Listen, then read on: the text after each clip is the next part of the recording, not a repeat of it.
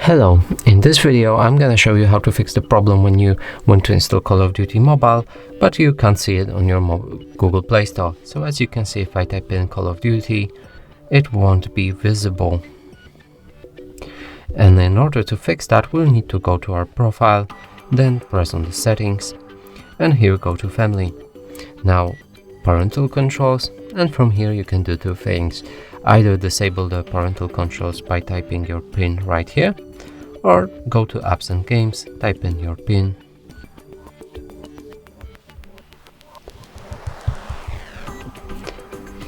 and allow all, included, unrated, press save, go back.